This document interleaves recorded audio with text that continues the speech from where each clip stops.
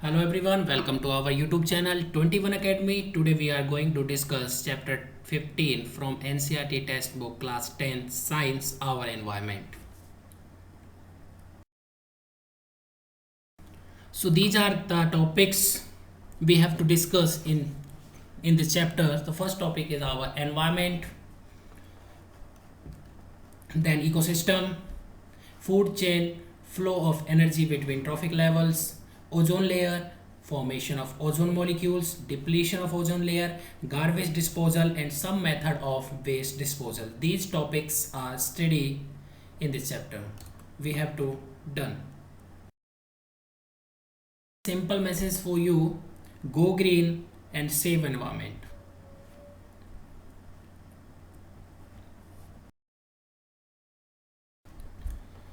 So let's discuss about topic our environment. Everything that surround us is an environment. हमारे आसपास जो भी है वो किसके अंदर आता है? एनवायरमेंट के अंदर. It include both living biotic and non living abiotic components. Environment, everything around us is called environment. It include both living biotic and non-living abiotic components. Interaction between these biotic and abiotic components form an ecosystem. तो जब interactions होती है biotic और abiotic components के बीच में तो formation होती है इकोसिस्टम की. इकोसिस्टम बनता है. In an ecosystem, living components depend on each other for their food, which give rise to food chain and food webs in the nature. Ecosystem, living components. Ecosystem के अंदर जितने भी हमारे लिविंग कंपोनेंट्स होते हैं वो एक दूसरे पर डिपेंड करते हैं अपने भोजन के लिए, फूड के लिए. Human activities leads to environment problems such as depletion of ozone layer and the production of huge amount garbage. Human activities हैं वो इंक्रीज करती है एनवायरमेंट प्रॉब्लम्स को बढ़ाती हैं, जैसे कि depletion of ozone layer and the production of huge amount of garbage.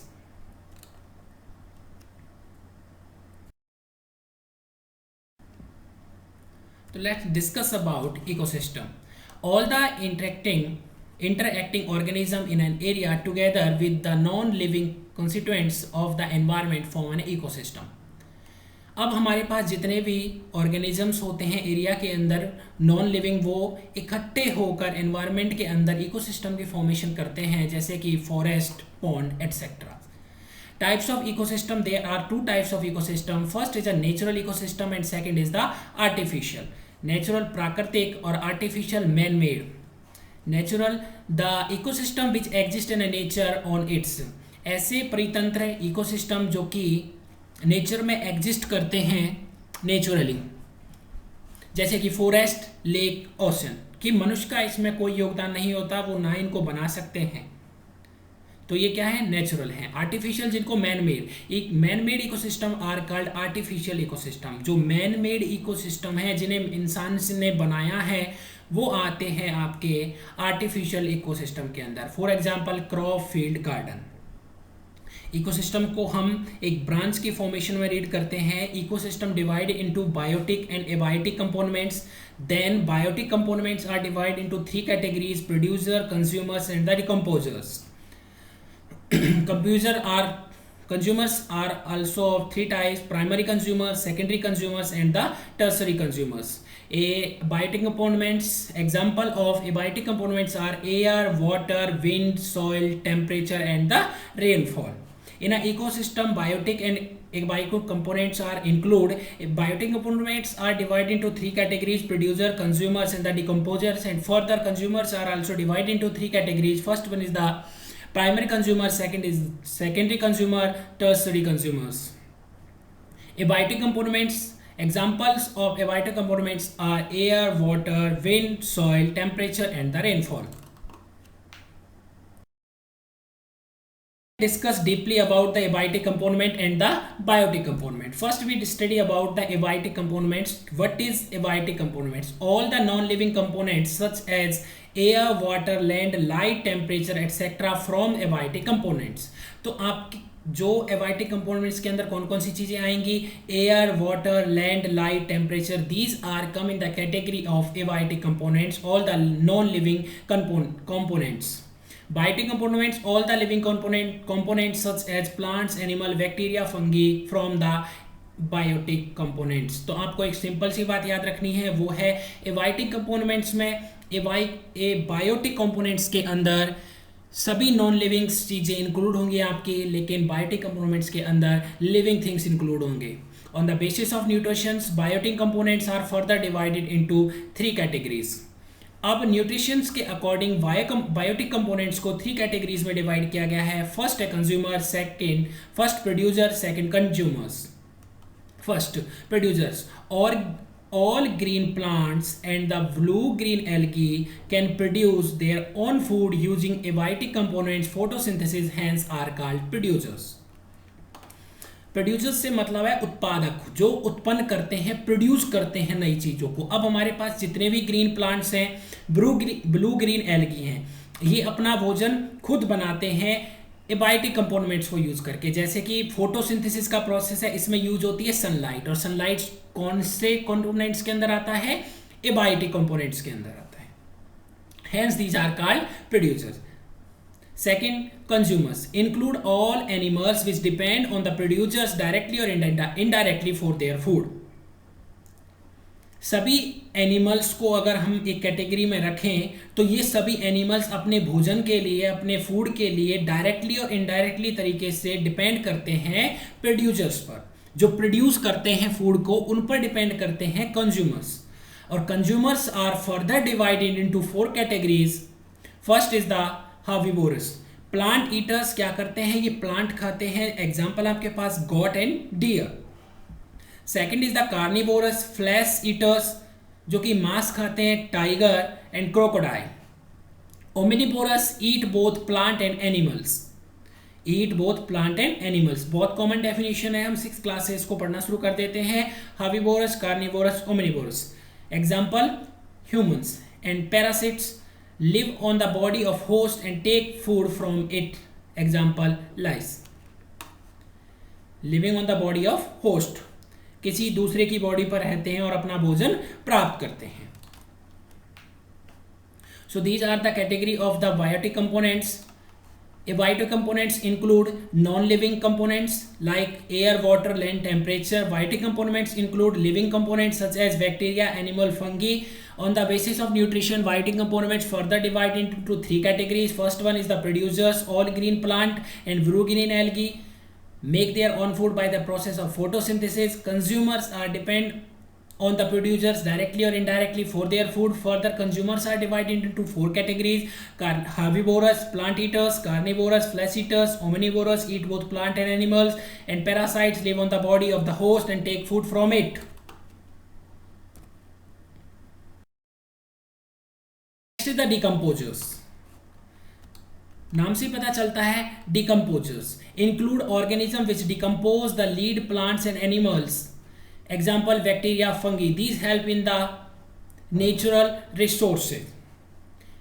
Decomposers क्या करते हैं? Include organisms which decompose the dead plant and animals. इसमें आपके organisms डिकम्पोज कर देते हैं डेड प्लांट और एनिमल्स को। इनको सिंपल सब्सटेंस में ब्रेक करके उनको डिकम्पोज करते हैं और हेल्प करते हैं नेचुरल रिसोर्स को बढ़ावा देने के लिए। Food chain. Food chain is a series of organism in which one organism eat another organism as a food, organism as food. For example, food chain क्या होती है? ए सीरीज ऑफ ऑर्गेनिज्म, एक organisms की एक श्रृंखला है, एक सीरीज है, उसके अंदर एक ऑर्गेनिज्म दूसरे ऑर्गेनिज्म को खाता है as a food. Grass eaten by deer and deer eaten by lion. So deer depend on the grass for their food and lion depend on the deer for their food. In a food chain, various steps where transfer of energy takes place is called trophic levels. In a food chain, when the energy is transferred from one level to another level, this is called trophic levels. Flow of energy between trophic levels. How the energy is flow between the trophic levels? Flow of energy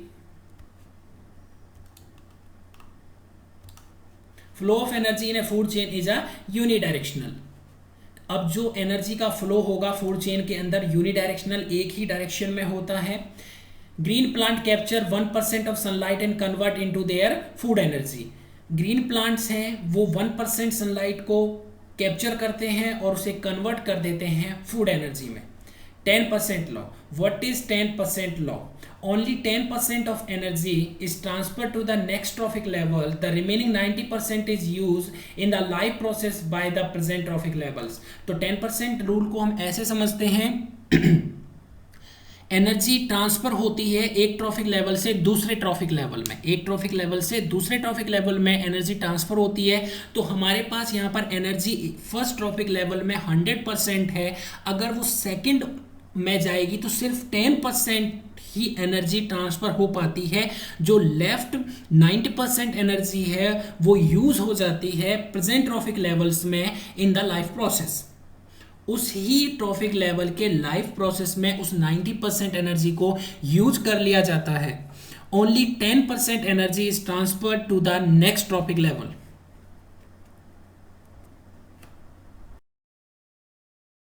Simple message for you: go green and save environment.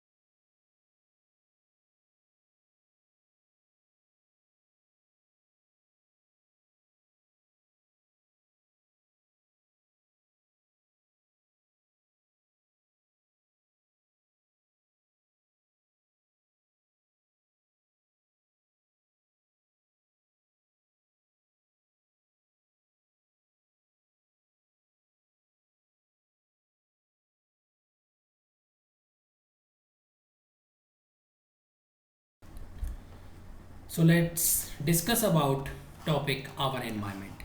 Everything that surround us is an environment.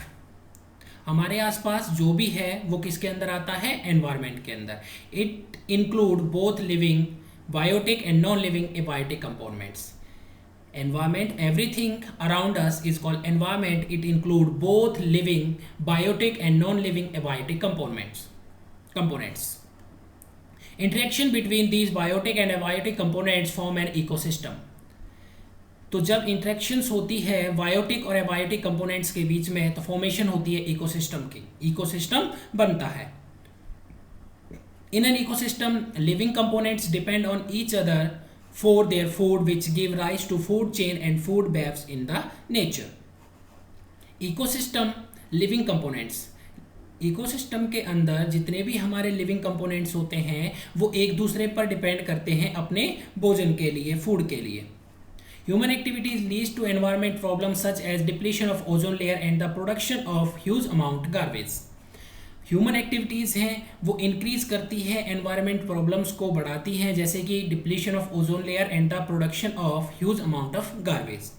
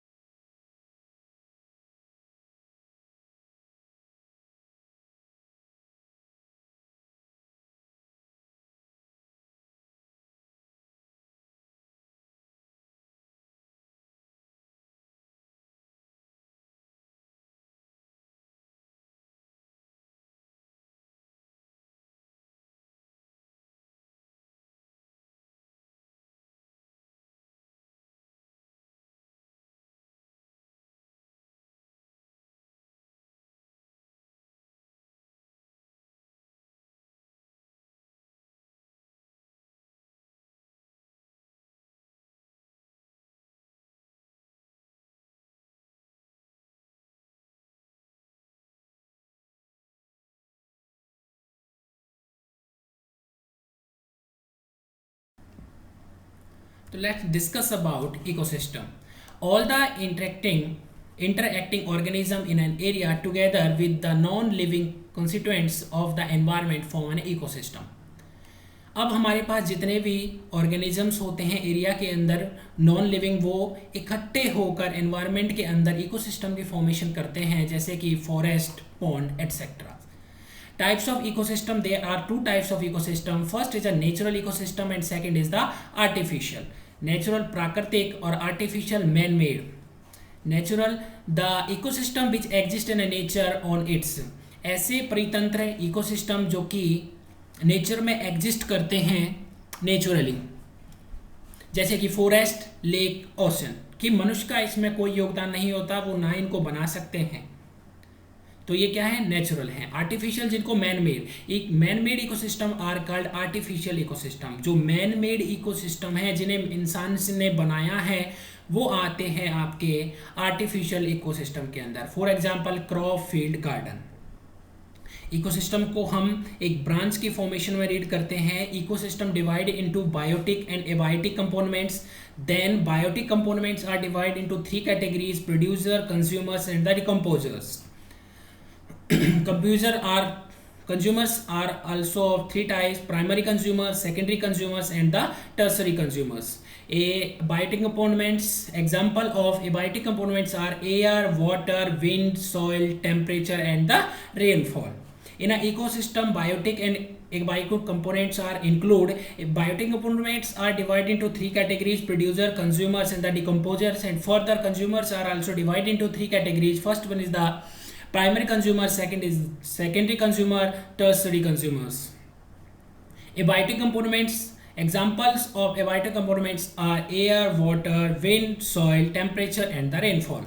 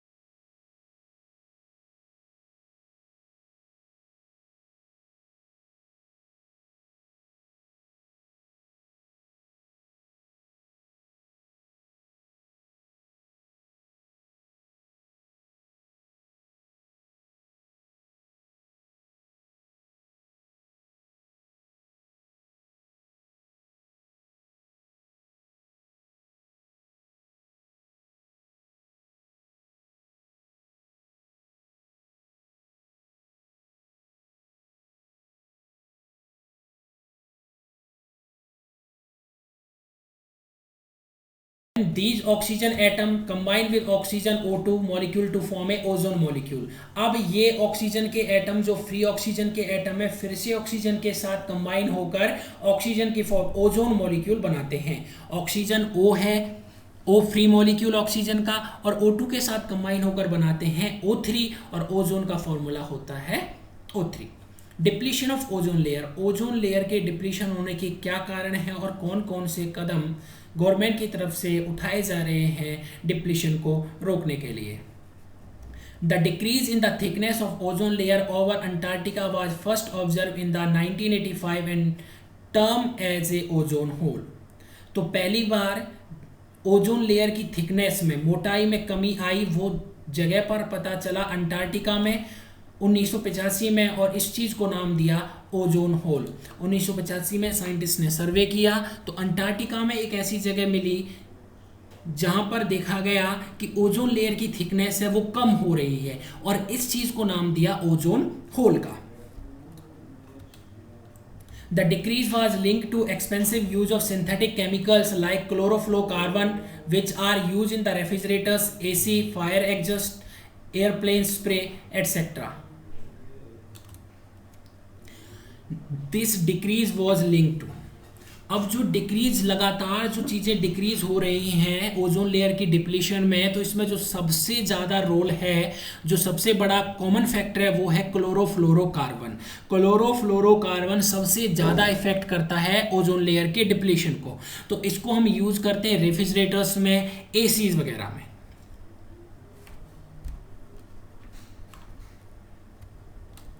United Nations Environment Program succeed in the forming an agreement to stop CFC production at the 1986 by all the countries.